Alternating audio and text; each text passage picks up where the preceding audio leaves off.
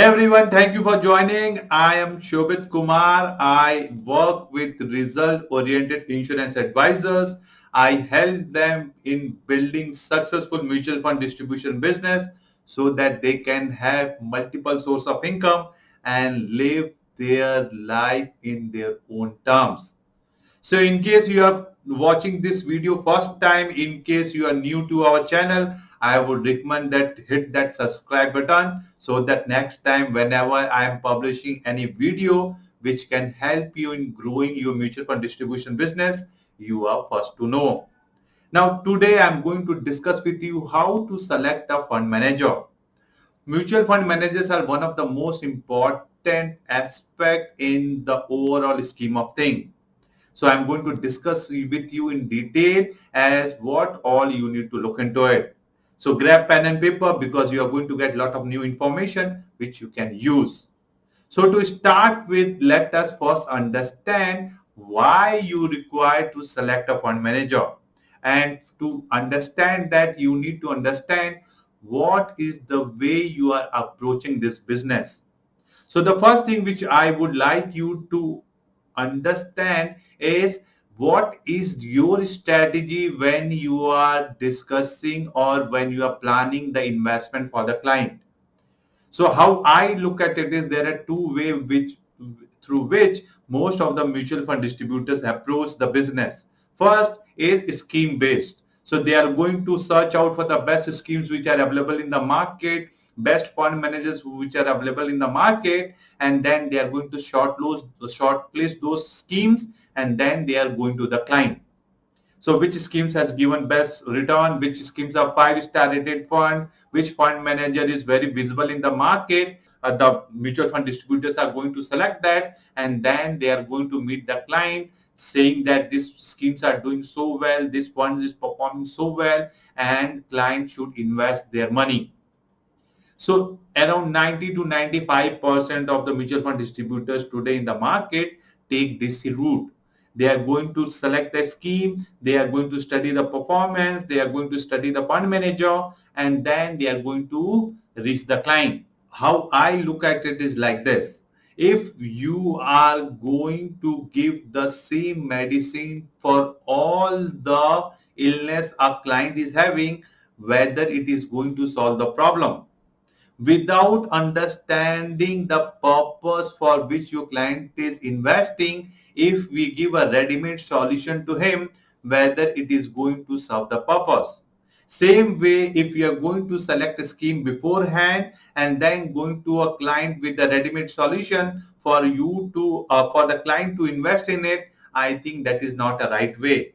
Other most important thing, and which is the lacuna of this strategy, is once you start talking about the performance of an individual scheme, this scheme has given very good return, this scheme performance is very well, then what is going to happen? Then client is going to take those performance as a reference point. And if client is going to take those as a reference point, again, it will be a misnomer because client will always take that as a benchmark which in the future the scheme is going to give. Either way, you are in the problem. The other way to approach the your mutual fund distribution business is goal based. First, meet the client, understand his requirement. Let him tell you for what purpose he wants to invest, and then you define an investment strategy, then select a fund. So other way to look into it is top bottom or bottom up. Top bottom means you are going to understand the client's requirement, then define a strategy and then select a scheme. Or bottom up, where you are going to select a scheme, then go to a client and give a same solution to all the clients. My advice and my request to you is, if you want to thrive and grow in this business, you need to understand the pain point of your client. So instead of giving one solution fit all, you need to have a very individualistic solution for all the client's requirement. So once we understand that as why we need to have a proper strategy, let's understand the main concept as what you need to understand when you are picking a fund manager. So for that, the first and most basic criteria is to understand what kind of AUM the fund manager is managing. If your client is managing a fund AUM of say 500 crore or more, I think that should be the minimum threshold level. Because understand this, if I want to buy stocks of 100 crore or 200 crore, it is easy for me. But if I want to buy stocks for what 10,000 crore, it is an altogether different ball game. So the larger the fund size becomes, it is more challenging for the fund manager to pick the stock and understand the liquidity and the risk involved in that. And whenever we are advising our client, we are pitching a equity scheme especially for 5 years, 10 years, 15 years time period. So with the time, the AUM of the scheme will grow. So will be the challenge. So whether the fund manager is equipped to handle those kind of businesses, those kind of AUM or not, you need to understand from the day one. The other important thing which you need to understand and explore is the experience of the client in terms of fund management. How much year he has spent in the fund management journey. How I would suggest you to look into it is the fund manager should at least have 1 to 2 business cycle experience. Everyone can manage a scheme or can deliver a return when the market is on the upside like today. But the real challenge and the real quality of a fund manager comes into play when the market is down. If the market is down and fund manager is able to restrict the downside, that is the biggest quality of a fund manager. Remember what Warren Buffett says. Warren Buffett says that remember rule number one, never lose money. And the rule number two, never forget the rule number one. So if you want to get a desired result from those investments, it is very important that always protect the downside. If you are able to minimize the downside, the upper side will be automatically well taken care of. So the fund manager should have a minimum of 5 years work acts as a fund manager so that he can look into the various business cycles. If he's able to understand the downside and the upside well, I think it is going to serve a long way as what kind of return we are going to expect from those investments. So just keep this thing in mind that he should be managing, according to me, at least 500 crores of AUM so that he know what challenges a fund manager faces when the AUM start building up. And another, he should have at least 5 years of experience as a fund manager so that he knows how to deal the downside and the upside of the market. Now, the third and most important thing which you as a mutual fund distributor should keep in mind when you are looking to select a fund manager is to look at the risk adjusted return the client has generated. Uh, what we mean by risk adjusted return? We mean by risk adjusted return is what kind of risk the fund manager has taken to generate the return. It is very important. If I am generating a return by taking unnecessary or very high risk, it doesn't serve the purpose because return of your money is also important as return on your money. The classical case is of FT. All debt funds of Franklin Templeton was giving excellent return, but the risk the fund managers were taking was also equally high. Ideally, what we want to give our client, we want to give our client a fund where the fund manager is not taking too high risk, but still able to give a consistent return of, as compared to its peer group. So how to judge that? How to come to those numbers? The three parameters I'm going to share with you which can give you insight. The first parameter which I would like you to understand is the standard deviation. A standard deviation is a number which is going to show you what is the deviation which can expect from the return of the scheme in the future compared to the past.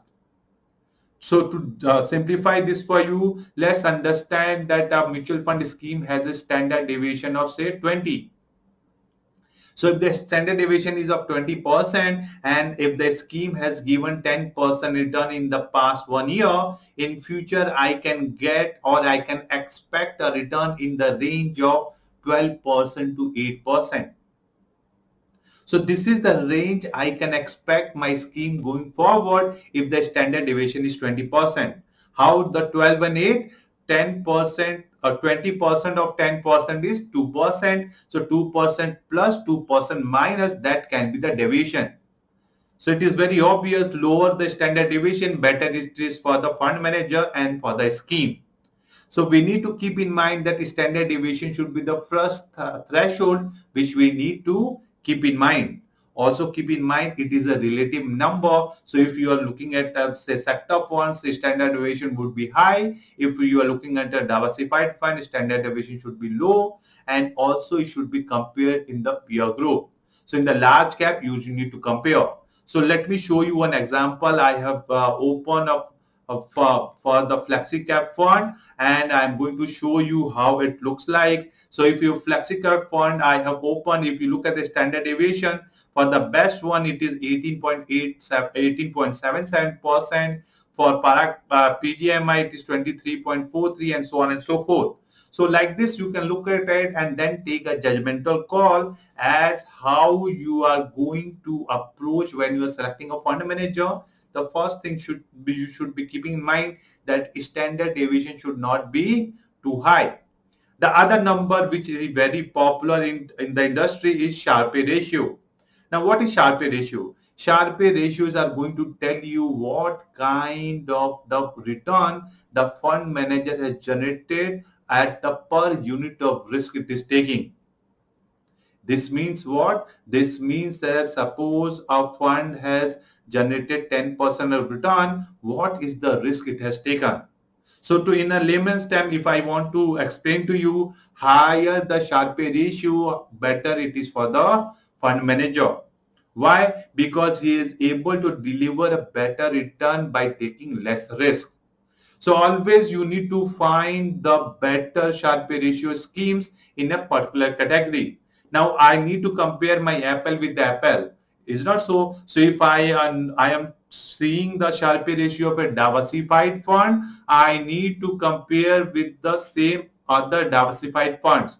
I cannot compare Sharpe ratio of a diversified fund with the Sharpe ratio of a sector fund. It is not going to serve the purpose. So I hope you understood. Higher will be the Sharpe ratio, better it will be for the scheme. Just to make you understand what is the formula to calculate Sharpe ratio. Sharpe ratios are the difference between the scheme return minus risk-free return divided by the standard deviation. So your standard deviation is the risk, and the return the scheme has generated minus the risk-free return. So it is going to give you an insight what is the additional or what is the return fund has generated by taking what kind of a risk. So just to come back to the same example which I showed you, if you look at here the standard deviation is 0.98 because standard deviation is low. So if the denominator is low, your Sharpe ratio will pop up. So this is also a very good number. Sharpe ratio is going to give you a very good insight, and I think this should be the one of the basic and most important numbers which you need to look into it. The third number which you need to look into is the alpha generation. Now you might have heard this term of n number of times. What this alpha means? Alpha means the additional return the fund has generated compared to its benchmark. So let's take that same example. Suppose I am talking about a flexi cap fund. If the benchmark for a flexi cap fund is say BSE 200, and in last 1 year it has generated a return of say 20%, and my scheme has generated a return of say 25%, then I can say my alpha is of 5%. So this is the additional return which my fund has generated compared to the benchmark. So as I told you, the higher will be the alpha, the better will be for the scheme. So where to see that? If you come with the same example, if you see here you will find the alpha. So as I told you, the return, the additional return which the fund is generating, that is also going to be giving you insight as how the fund manager is performing. So if you look at the Sharpe ratio, Sharpe ratios are nothing but the amalgamation of all the three parameters, your standard deviation, the return of the scheme, and the return of the benchmark. So if you look at all three and you want to see only one number, you should look at the Sharpe ratio. Higher the Sharpe ratio, better it is for the scheme. If you want to know from where you can find these numbers, I am going to share the link of all these websites from where you can find these numbers and then take your own judgment. But in case you want to really build a sustainable, profitable mutual fund distribution business, in case you want to be successful in this business, then I am conducting a 90 minutes free masterclass. In this masterclass, I'm going to show you how you can become a successful mutual fund distributor. The link is in the description. I would love to see you there in the live masterclass. So I hope you got some insights as what all things you need to look into it when you are selecting a fund manager. I would recommend the first thing which you need to look into it is the experience in how many years he has as a fund management team. Other, you need to look into what kind of AUM he is managing. My suggestion would be to look at the threshold of 500 crore and above. And third, look at the what kind of risk adjusted return the fund manager has generated. So you should look at the standard deviation, you should look at the Sharpe ratio and the alpha generated by the fund manager. So in case you liked it, I would love your love and appreciation. Do hit the subscribe button. Do comment below what were your learnings. In case you want me to share some more insights on the topic which you want, do write in here. I would love to share my insights. I am going to see you next time. Thank you very much for watching.